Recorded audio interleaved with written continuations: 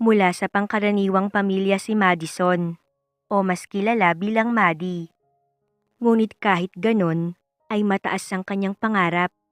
Kaya naman sinisipagan niya ang pag-aaral, upang balang araw ay magkaroon siya ng magandang trabaho, at sabi nga ay makabunggo ang siko ang mga may kaya sa buhay. Ngunit sa kasamaang palad ay na-stroke ang ama niya na naghahanap buhay para sa kanila. Kaya napilitan ang dalaga na mag-part-time upang maipagpatuloy ang pag-aaral.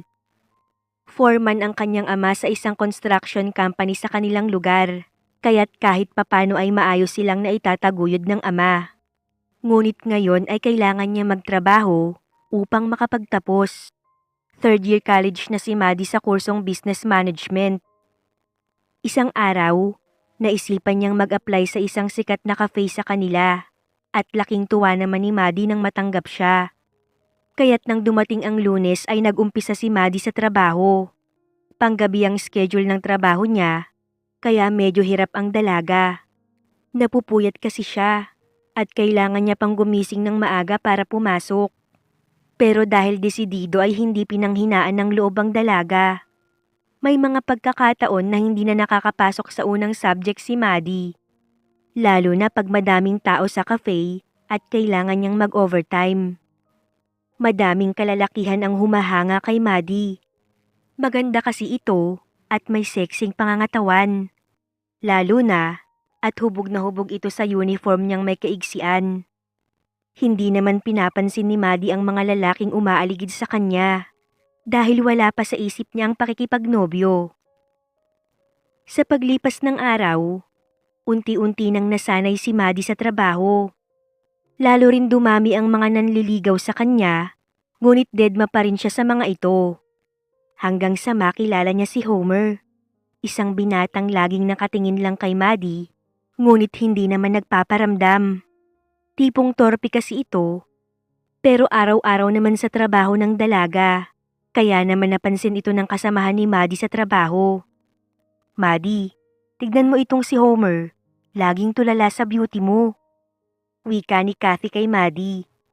"Tumigil ka nga, Kathy. Baka marinig ka niyan." Sabi naman ng dalaga. Totoo naman eh.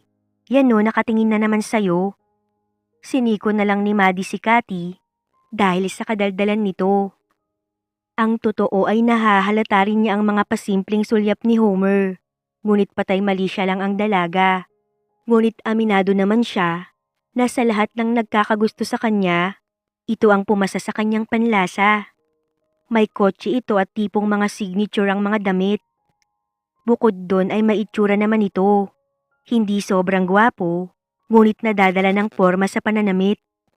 Naisip ni Maddie na kung si Homer ang makakatuluyan niya, hindi niya na kailangang magtrabaho at mag-aral. Isang araw, si Maddie ang nagdala ng order ni Homer. "Good evening, sir. Heto na po ang order nyo." Magalang na wika ni Maddie na may kasamang matamis na ngiti. Kaya natulala ang binatang kanina pa nakatingin sa dalaga. "Salamat," sagot naman ni Homer. "May gusto pa kayo, sir?" Malambing na tanong ni Maddie. Wala na." Nauutal naman na sagot ng lalaki. "Sayang naman. Akala ko kasi ako ang gusto mo, sir." Pilyang wika ni Maddie at doon tuluyang namula ang torpeng binata. Pagkatitig nito sa dalaga ay ginantihan naman ng kindat ni Maddie. "So pwede ko bang makuha ang number mo?" Mahinang sabi ni Homer. Hindi na nagpakipot pa si Maddie at ibinigay ang kanyang number sa binata. Matapos yon ay lihim na napangiti si Maddie. Samantala, sa edad na 25, may negosyo na si Homer. Water refilling station na may 3 branch. Ang mga magulang naman ng binata at nag-iisang kapatid na babae ay nasa Canada na. Siya lang ang naiwan sa Pilipinas dahil hindi gusto ni Homer ang buhay sa Canada. Matapos makagraduate ay pinili niyang magtayo na lang ng negosyo. Masasabi ni Homer na stable na siya sa buhay. Kaya ang nais niya ngayon ay magkaroon ng sariling pamilya. At kung papalarin, si Maddie ang gusto niyang mapangasawa. Kaya naman nang nilapitan at kinausap ni Maddie si Homer, ay laking tuwa ng binata at hindi na ito nag-aksaya pa ng pagkakataon at agad na niligawan si Maddie. Ilang araw lang ang lumipas ay hatid sundo na ni Homer ang dalaga. Wow! Sobrang sipag naman ng manliligaw mo, Maddie. Araw-araw hatid sundo ka. Magpasundot ka na rin kaya? Pilyang wika ng katrabaho ni Maddie. Huy, tumahimik ka nga, Kathy. Baka mamaya kung ano ang isipin ni Homer pag narinig ka. Sagot naman ni Maddie. Pero seryoso talaga ako. Ikaw na ang mag-first move. Baka mamaya magbago pa ang isip niyan. Sayang din. Kindat sa kanya ni Kathy, kaya napaisip ng husto si Maddie. Nang ligawan siya ni Homer, ay nalaman niya na talagang may kaya sa buhay ang binata. May negosyo na ito at nag-iisa lang ito sa bahay dahil nasa Canada na ang pamilya nito. Dahil doon, ay lalong naging determinado ang ambisyosang dalaga na masilo ang binatang si Homer. Kaya pagkalipas lang ng isang buwan ay sinagot na ni Maddie si Homer. At dahil talagang desidido si Maddie na hindi napakawalan si Homer, nakapagdesisyon ang dalaga na akitin ng binata. Hindi na kasi makapaghintay si Maddie dahil sa tingin niya, aamagin na siya kung si Homer ang hihintayin niyang mag-first move. Isang umaga, naghanda ng husto si Maddie. Talagang nagpaganda siya at sinigurado niya na magiging kaakit-akit siya sa paningin ni Homer. Magse-celebrate kasi sila ng second mansary sa bahay ng binata at doon niya gagawin ang pangaakit sa nobyo. Pagsapit ng hapon ay sinundo ni Maddie si Homer. Honey, happy mansary. Malambing na wika ni Maddie, sabay abot sa nobyo ng isang basong wine. Happy mansary, honey. Tugon naman ni Homer sabay lagok ng wine, na sinabayan naman ni Maddie. Salita ng ginawang pag-inom ng dalawa, hanggang sa tamaan na ang mga ito ng alak. Hanggang sa wala nang hiyahiyang lumapit si Maddie sa nobyo at kumandong dito. Nag-init naman agad ang binata kaya agad na hinalikan si Maddie. Nagulat pa nga si Homer dahil sa pagkawald ng kanyang nobya. Unti-unti ay nagsilaglagan ang mga damit nila sa sahig at doon na tuluyang nawala sa sarili si Homer. Hindi nagtagal ay nakarating ang dalawa sa kalapit na sofa upang doon ituloy ang kanilang mainit na bakbakan. Nang matapos sila, pagod na bumagsak ang dalawa sa sofa. Ngunit gayon pa man, nakangiti si Homer habang nakatingin kay Maddie. Hindi makapaniwala ang binata na wala pang karanasan sa kama si Maddie. Dahil doon, lalong naging determinado ang binata na pakasalan ng nobya. Huwag kang mag-alala, honey. Pananagutan ko ang nangyari sa atin. Magpapakasal tayo sa lalong madaling panahon. Seryosong wika ni Homer sa nobya. Sa tuwa ni Maddie, ay niyakap niya ng mahigpit ang nobyo. Makalipas lang ang isang buwan ay kinasal na ang dalawa. Civil wedding ang naganap dahil gusto ni Maddie ng madali ang kasal. Kaya hindi na na-inform ni Homer ang mga magulang. Sinabi na lang ng binata nang matapos na ang kasal. Huminto na sa pag-aaral si Maddie. Pakiramdam kasi niya ay secure na siya sa buhay kasama ang asawa. At sa paglipas ng mga taon, biniyayaan ng dalawang anak ang mag-asawa, isang lalaki at isang babae. Sa kabila ng pagiging masaya ni Maddie sa kanyang buhay may asawa, hindi naman lingid sa kanya ang pagiging malamig sa kanya ng pamilya ni Homer. Never pa niyang nakasama ang mga ito, ngunit pansin niya ang pag-iwas ng mga magulang ng asawa sa tuwing kausap ni Homer ang mga magulang sa video call. Ngunit baliwala kay Maddie yun, dahil para sa kanya, ang asawa niya lang ang dapat niyang pakisamahan. At sa totoo lang, wala rin siyang pakialam kung hindi siya gusto ng pamilya ni Homer. Tutal ay nasa malayo naman ang mga ito. Pero sabi nga, ang buhay ay hindi laging masarap. May mga pagsubok sa buhay mag-asawa na hindi mo maiiwasang pagdaanan. Isang araw, masamang ibinalita ng kapatid ni Homer na may sakit na colon cancer ang kanilang ama. Stage 4 na kaya hindi nila alam kung kaya pa itong magamot. Napilitan si Homer na iwan ang pamilya upang suportahan ang ama na may malalang sakit. "Kumusta na, honey?" Tanong ni Maddie sa asawa nang tumawag ito through video call. Hindi maganda ang lagay ni Papa Han. Ang laki ng ipinayat niya at mukhang mahina ang katawan. Baka hindi niya kayanin ang gamutan. Bakas sa mukha ng asawa ang lungkot at kawalang pag-asa sa muka. Halata rin ang kakulangan sa tulog nito dahil nangingitim ang paligid ng mga mata. "Magpakatatag ka, Han. Ang tanging magagawa natin ay magdasal." Wika ni Maddie kay Homer upang pagaanin ang loob nito. Ngunit pagkalipas lang ng 3 linggo, tuluyan nang iginupo ng sakit ang ama ni Homer. Matapos ng libing ay umuwi na rin si Homer sa Pilipinas. At 1 linggo ang lumipas, ay tumawag ang kapatid ni Homer upang ipaalam na uuwi sa Pilipinas ang kanilang ina. Nalulungkot daw kasi ito at nais maglibang. Sa araw ng pag-uwi ng biyenan ni Maddie, ang asawa niya na lang ang sumalubong dito. Naghanda naman si Maddie ng mga pagkain bilang paghahanda sa pagdating ng biyenan. Pagdating ng mag-ina sa bahay, akmang magmamano si Maddie sa biyenan, ngunit hindi siya nito pinansin. Sa halip ay niyakap nito ang apo na nasa tabi lang ni Maddie. Namula ang muka ni Maddie sa pagkapahiya, ngunit nagsawalang kibo na lang. Nang magtama ang paningin nila ni Homer, ay mabilis na nagbaba na lang ng tingin ang mister. "Tara na pong kumain, Mama." Aya ni Maddie sa biyenan. Sumunod naman ito kasama ang kanilang mga anak, kaya't kahit papano ay nakahinga ng maluwag si Maddie. Pagdating sa dining area ay tahimik na silang kumain. Maya-maya pa ay nagsalita si Digna, ang mama ni Homer. "Ikaw ba ang nagluto nito, Maddie?" Tanong nito. "Opo, Mama." Nakangiting sagot naman ni Maddie. "Kulang sa linamnam ang kaldereta. Parang tinipid sa ingredients. At itong salad masyadong matamis. Baka lumala pa ang diabetes ko." Prangkang sabi ng biyanan. "Sorry po, Mama."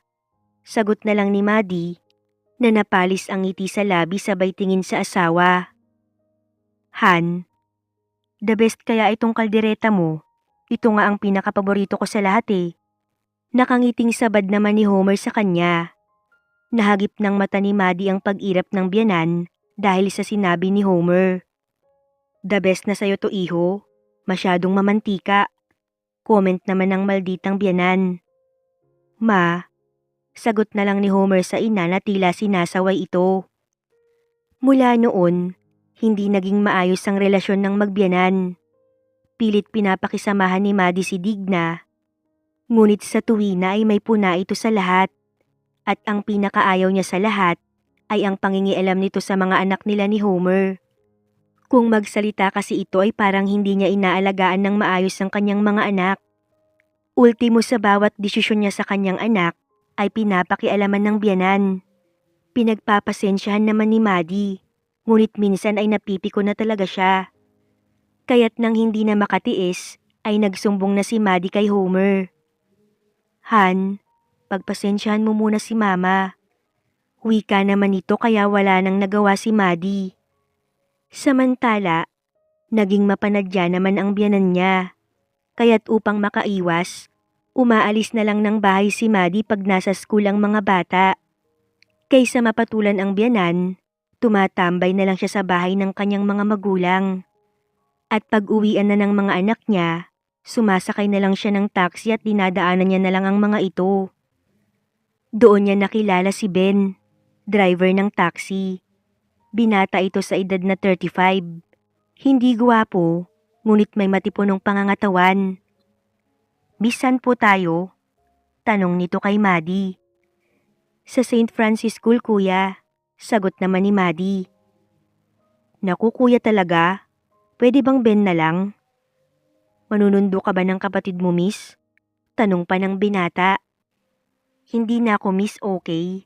At mga anak ko ang susunduin ko, kuya." Inis na wika ni Maddie sa driver. "Sorry naman, mukha ka kasing dalaga." Kakamot-kamot sa ulong sagot ni Ben. Sabay tingin sa kanya sa salamin. Pinamulahan naman ng mukha si Maddie at umiwas ng tingin dito. Hindi siya sigurado kung binobola lang siya ng lalaki. Paglabas ni Maddie sa taxi, ay nakangiti pa rin ang binata na nakatingin sa ginang. Sa kabila ng katotohanang may sabit na si Maddie, hindi maiwasan ng binata na humanga dito.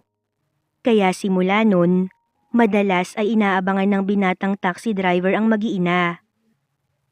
Isang araw, nagkaroon ng malaking pagtatalo si Maddie at Homer dahil na rin sa labis na pakikialam ng biyanan. Sawang-sawa na ako sa pakikialam ng mama mo. Lahat na lang ginawa ko para pakisamahan siya. Ano ba ang nagawa kong kasalanan sa kanya? Mangyak-ngiyak na wika ni Maddie. Han, pagpasensyahan mo na lang si mama please. Hayaan mo't kakausapin ko siya. Kalmado namang wika ni Homer. Palagi na lang ganyan ang sinasabi mo. Pero never ko pang nakita na kinausap mo ang mama mo tungkol sa ginagawa niya sa akin. Kapag hindi ako nakatiis ay mapapatulan ko na yan. Wika ni Maddie sa sobrang galit. Wag naman Han. Sa tinagal-tagal nating nagsasama ngayon mo nga lang nakasama si mama hindi mo pa mapagtiyagaan. Lalo lang lalala ang lahat kapag ginawa mo yun. Kaya please lang, hayaan mo na lang muna. Hindi na nakapagsalita si Maddie sa sinabi ni Homer at umiiyak na lang na lumabas ng bahay. To the rescue naman si Ben na palaging nakaabang kay Maddie. Paglabas ni Maddie sa gate ay tumapat ang binata dito at agad na sumakay si Maddie. May problema ba? Tanong ni Ben sa ginang nang mapansin ang namumulang mata nito. Hindi naman umimik si Maddie na patuloy lang sa tahimik na pagluha. San ka ba pupunta? Tanong ni Ben pero hindi pa rin umimik si Maddie kaya't dinala na lang ito ni Ben sa isang parke. Patuloy lang sa pag-iyak si Maddie hanggang sa hindi na rin nakatiis at sinabi lahat kay Ben ang kanyang sama ng loob. Matyaga namang nakinig si Ben kay Maddie. Napahaba ba ang kwento ko? Salamat sa pakikinig Ben. Maya-maya ay wika ni Maddie na maaliwalas na ang muka. Walang anuman yon Maddie. Sagot naman ng binata. Simula nun, naging madalas na ang paghinga ng sama ng loob ni Maddie kay Ben. Sa tuwing aalis siya ay si Ben ang kinokontak niya upang sumundo sa kanya. Naging palagay ng husto ang loob ni Maddie sa binata. Habang unti-unti namang lumalayo ang loob niya kay Homer. Sa wari ni Maddie, walang magagawa ang asawa para matapos ang problema niya sa ina nito. Pakiramdam ng ginang ay hindi siya kayang ipaglaban ng asawa. Doon unti-unting nagkaroon ng lamat ang maayos na pagsasama ng mag-asawa. Tanging sa kama na lang sila nagkakasundo dahil hindi niya matanggihan si Homer sa tuwing kakalabitin siya nito. Ngunit pagkatapos ng lambingan nilang mag-asawa, paglabas nila ng kwarto ay gagawa at gagawa ng eksena ang mama ni Homer. Kaya naman pakiramdam ni Maddie ay wala na siyang katahimikan. Sa isang iglap lang, naglaho ang masayang pagsasama nilang mag-asawa. Kay Ben lang siya nakakahanap ng kakampi. Kaya naman sa tuwing magkakaproblema sa bahay, kay Ben lagi tumatakbo si Maddie. Hindi ko na kaya Ben. Sumusobra na talaga ang biyanan ko. Hirap na ako. Hinaing ni Maddie sa binata. Kayang-kaya mo yan. Maglibang ka lang katulad ng ginagawa mo. Siguradong makakalimutan mo ang sama ng loob mo. Wika naman ni Ben. Ganon din yun. After kong magpalamig ng ulo, pag uwi ko ay siguradong sisirain na naman ng biyanan ko ang maganda kong mood. Hindi na matatapos to. Patuloy na reklamo ni Maddie.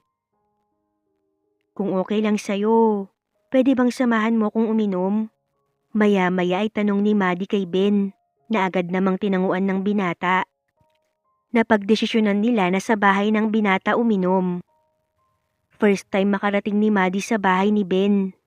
Maliit ngunit maayos ang bahay ng binata, kaya naging maaliwalas ang pakiramdam ni Maddie. Hay! Nakakamiss ang tahimik na bahay. Wala sa sariling wika ni Maddie. Kung sawa ka na sa inyo, welcome ka dito sa bahay ko. Nakangiting wika naman ni Ben. Talaga? Ikaw talaga masyadong mapagbiro. Wika ni Maddie at napahagikgik. Seryoso ako. Mahinang wika ni Ben. Ngunit hindi na narinig pa ni Maddie. Dahil feel at home na itong nagpunta sa kusina upang ihanda ang mga pulutan. Pagbalik ni Maddie sa salas ay nagumpisa na silang uminom. Hindi sanay uminom si Maddie, kaya naman nakakaisang bote pa lang siya ay medyo nahilo na siya. Sinabayan naman siya ni Ben sa pag-inom, hanggang sa ilang sandali pa, hindi na napigilan ni Maddie na umiyak. Todo comfort naman si Ben sa ginang. Hindi nagtagal, tuluyan nang nalasing si Maddie dahil napadami na ang nainom nito. Sa sobrang kalasingan ni Maddie ay naging magaslaw na ito sa pagkilos. Kakaiba na ang pagdikit nito kay Ben, na dahil tinamaan na rin ng alak, hindi na mapigilan ang kakaibang nararamdaman kay Maddie. Kaya naman dahil doon ay sinamantala ng binata ang sitwasyon. Sa hindi sinasadyang paghaplos ni Maddie sa braso ni Ben, ay hindi na nakatiis pa ang binata at hinila ang ginang upang halikan. Nagulat man si Maddie, ay tila mabilis itong nilukuban ng kakaibang damdamin. Kaya't sabik na tumugon sa binata. At dala ng kalasingan, tuluyan nang nawala si Maddie sa sarili. At walang pag-aalinlangang ibinigay ang sarili kay Ben. Paulit-ulit hanggang sa tuluyan siyang panawan ng ulirat dahil sa sarap at pagod. Pagkagising ay laking gulat ni Maddie nang makita ang itsura, lalo na nang makita si Ben sa tabi niya. "Anong ginawa mo, Ben?" Malakas na tanong nito sa binata. "Anong ibig mong sabihin, Maddie? Di ba ikaw pa ang nagmamakaawa sa akin na wag akong huminto? Di ba't gustong-gusto mo ang nangyari sa atin?" Seryosong sagot ni Ben. "No, hindi totoo yan." Tigas na tanggi ni Maddie dahil sa sinabi ni Ben. "Hindi mo ba naaalala ang mga sinabi mo habang..." "Tama na, Ben. Please wag mo nang ulitin. Wala akong maalala dahil lasing ako. At alam kong lasing ka lang rin, kaya kalimutan na lang natin ang nangyari." Natatarantang wika ni Maddie. "Hindi ako lasing. At hindi mo ba nararamdaman? Mahal kita, Maddie. Kaya kung ano man ang nangyari, ginusto ko yun. Wala akong pakialam kung may pamilya ka na. Handa akong makihati sa kanila." Napanganga si Maddie sa sinabi ni Ben. "Ano bang sinasabi mo? Tumigil ka na nga, Ben." "My goodness, mali ang ginawa ko.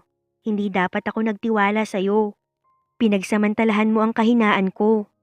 Nagpupuyos ang kalooban na wika ni Maddie. "I'm sorry, Maddie, pero yun ang totoo. At hindi ako nagsisisi sa nangyari." Matatag na wika ni Ben. Naiinis na nagbihis na lang si Maddie. Tila kasi baliw si Ben sa mga sinasabi nito. Wala naman na siyang magawa dahil nangyari na. At dahil yun sa kapabayaan niya. Ipinangako na lang niya sa sarili na hindi na uulitin ang nangyari. Pag-uwi ni Maddie sa bahay ay balisa ito.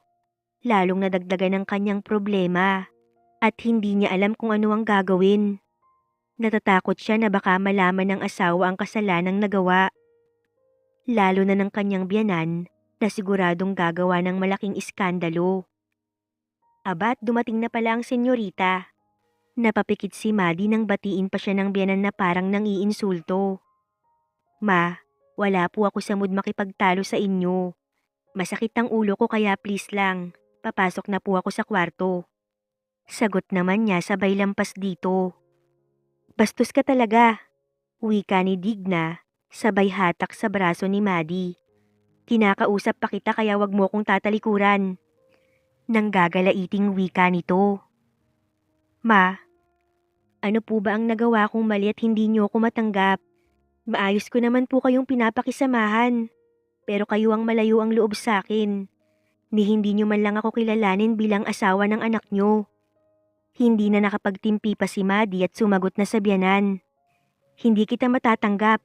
Nang dahil sa'yo, hindi na namin nakasama ang anak namin. Mas pinili ka niya kaysa sa amin." Matapang na sagot ng biyanan ni Maddie. "Ganun po ba kalaking kasalanan ng mapangasawa ang anak niyo? Hindi niyo po ba kayang respetuhin ang babaeng pinakasalan niya?" Tumawa si Digna sa sinabi ni Maddie. Pinakasalan ka lang ng anak ko dahil pinikot mo siya.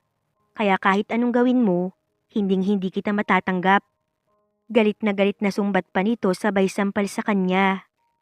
Sasagot pa sana si Maddie, ngunit sa nakita niyang galit ng biyanan, alam niyang walang paliwanag o salita ang makakapagpakalma dito. Dali-daling tinungo niya ang kwarto nilang mag-asawa at sa pag-iyak ibinuhos ang lahat ng sama ng loob hanggang sa makatulog na siya dahil sa pagod. Samantala, pagdating naman ni Homer galing trabaho, tahimik ang bahay, kaya't nagpasya siyang dumiretso sa kwarto nilang mag-asawa. Doon nakita niya ang asawang natutulog. Ngunit napakunot-noo siya nang makitang mugto ang mga mata nito. Nilapitan niya ito at hinawakan sa muka. Ngunit sa gulat niya ay napapiksi ito at nagsalita ng nakapikit. "Huwag mo nga akong hawakan," wika ni Maddie sabay hikbi. Dahil doon ay agad niyugyug ni Homer si Maddie upang gisingin. "Anong nangyari sa'yo? Anong problemahan?" Sunod-sunod na tanong ni Homer sa asawa. Napangiti naman ng mapait si Maddie dahil sa tanong ni Homer. "Huwag mo nalang itanong kung ano ang problema ko dahil wala ka rin namang magagawa." Napabuntong hininga si Homer sa malamig na pakikitungo ni Maddie sa kanya. "Siya nga pala, uuwi na muna ako kila mama. Masyado nang hindi maganda ang nangyayari sa amin ng mama mo. Gusto ko munang mapahinga ang isip ko." Hindi makatingin ng diretso si Maddie sa mata ng asawa. "Pero Maddie, paano maayos kung aalis ka? Pwede bang mag-usap muna tayo nila mama?" Hirit pa ni Homer. "Walang maaayos dahil galit na galit sa akin ng mama mo. Ako daw ang dahilan kung bakit hindi ka nila nakasama sa Canada. Pinikot lang daw kita kaya kahit kailan ay hindi niya ako matatanggap." Mahinanakit na sumbong niya rito. Doon ay nanlumo ng husto si Homer. Wala na ring nagawa sa desisyon ni Maddie. Lumipas ang mga araw at patuloy ang walang siglang buhay ni Homer kasama ang ina. Samantala, si Maddie naman ay nagpasyang kausapin si Ben. Kahit anong iwas kasi niya rito ay patuloy siyang kinukulit. "Ben, ano ba? Pag hindi ka huminto sa pagsunod-sunod mo sa akin, ipapahuli kita sa mga pulis. Sinabi ko na sa'yo, di ba? Malaking pagkakamali ang nangyari sa atin. Lasing lang ako noon." Iritabling wika ni Maddie. "Pero mahal kita, Maddie. At handa akong makihati sa pagmamahal mo." Pangungulit pa rin ni Ben. "Mali ang gusto mo, Ben. Kahit anong mangyari, hindi ko ipagpapalit ang asawa ko sa'yo." Matapang na sagot niya rito. Ngunit sadyang makulit si Ben. Niyakap pa nito ng mahigpit si Maddie na akmang aalis na sana. "Tumigil ka na kung ayaw mong tuluyan kitang ipakulong." Sigaw ni Maddie kay Ben. Sabay sampal ng malakas na tila nagpagising naman sa binata. Yun ang eksenang nadatnan ng biyanan ni Maddie. Susunduin sana ni Digna ang mga apo. "Ano to, Maddie? Niloloko mo ang anak ko?" Galit na sambit ng biyanan. "Hindi po, Mama. Mali po ang iniisip nyo." Tarantang wika ni Maddie. Doon naman nakasilip ng pagkakataon si Ben. "Oo, boyfriend ako ni Maddie. Sino ka ba?" Sambit ni Ben sa biyanan ni Maddie. "Abat, malandi ka pala. Humanda ka babae dahil makakarating ito kay Homer." Wika ng ginang na nakangisi pa. Nang makaalis ang biyanan, ay galit na hinarap ni Maddie si Ben. "Ito ang tandaan mo. Kahit hindi na kami magkabalikan ng asawa ko, hinding-hindi kita magugustuhan. Isinusumpa ko ang araw na nakilala kita." Puno ng puot na sumbat niya rito. Pagkatapos ay iniwang tulala ang binata. Pagdating sa bahay, agad na nagsumbong si Digna kay Homer. Lahat ng narinig nito ay sinabi sa anak. Galit naman si Homer sa nalaman at nangakong kukumprontahin ang asawa. Kinabukasan, sinadya ni Homer ang asawa sa labas ng school ng anak. "Totoo bang may lalaki ka, ha?" Bungad ni Homer kay Maddie, sabay hawak sa kamay ng asawa ng mahigpit. "Bakit? Mahalaga pa ba ang totoo? Di ba't naniwala ka na sa sumbong ng mama mo?" Nangingilid ang luhang sagot naman ni Maddie sa asawa. Wala akong kalaguyo. Oo, nagkasala ako. Pero minsan lang yon at hindi ko ginusto. Sambit niya at ipinagtapat ang nangyari sa kanila ni Ben. Wala na rin namang mawawala. Kung tatanggapin siya ni Homer ay salamat. Ngunit kung hindi, wala na sa kanya ang pagpapasya. Galit ang namayani kay Homer. Akmang sasampalin niya si Maddie, pero napigilan niya ang sarili. Bakit, Maddie? Ano ang nagawa ko para gawin mo yun? Hindi ikaw, Homer. Ang mama mo. Masyadong pakailamera sa relasyon natin. Alam ko na walang kapatawaran ang ginawa kong pagkakamali. Pero nangyari na. Hindi ko na maibabalik pa. Mahinang sabi ni Maddie, pagkatapos ay tuluyan ng iniwan si Homer. Lumipas ang mga araw at hindi alam ni Homer ang gagawin. Kaya't dinaan na lang niya sa pag-inom ng alak ang sakit na nararamdaman. Kahit anong pakiusap sa kanya ng ina, ay hindi niya pinapakinggan dahil masama ang loob niya rito. Hindi niya maiwasang sisihin ito. Dahil totoo naman, na nasira ang masaya niyang pamilya nang dumating ito. Hanggang sa hindi na nakatiis pa si Digna at kinausap na ang anak. Anak, ano ba ang nangyayari sa'yo? Tumigil ka na sa paglalasing. Magkakasakit ka sa ginagawa mo. Nag-aalalang sabi ni Digna. Hindi ba't mas okay na lang na magkasakit ako? Kesa ganito ang buhay ko. Walang direksyon. Sagot naman ni Homer. Alam mo maayos kami dito. Pero mula nang dumating ka, nagulo na ang lahat. Sumbat ni Homer sa ina. Sana hindi ka na lang umuwi dito. Baka sakaling maayos pa ang pamilya ko ngayon. Oo, ina ko kayo. Pero may pamilya na ako. Hindi niyo nasakop ang mga desisyon ko sa buhay. Pagwawakas ni Homer at tinalikuran ng ina. Doon naman tila binuhusan ng malamig na tubig si Digna sa sinabi ng anak. Kaya naman ilang araw lang ang lumipas, nagpasya si Digna na bumalik na sa Canada. Sa pag-alis ni Digna ay inayos naman ni Homer ang sarili. Pagkatapos ay pinuntahan niya ang asawa sa bahay ng mga magulang. Doon ay sinabi niya kay Maddie na handa nitong kalimutan ng lahat ng nangyari at magsimula ulit ng panibago. Tuluyan nang bumagsak ang luha sa mga mata ni Maddie dahil sa saya. Hindi niya sukat akalain na pipiliin siya ng asawa at tatanggapin sa kabila ng lahat. Kaya't sino ba naman siya upang tanggihan ng asawa? Mula noon, muling binuo ng mag-asawa ang kanilang pamilya. Sinubok man sila ng tadhana, ang mahalaga ay hindi sila bumitaw sa isa't isa.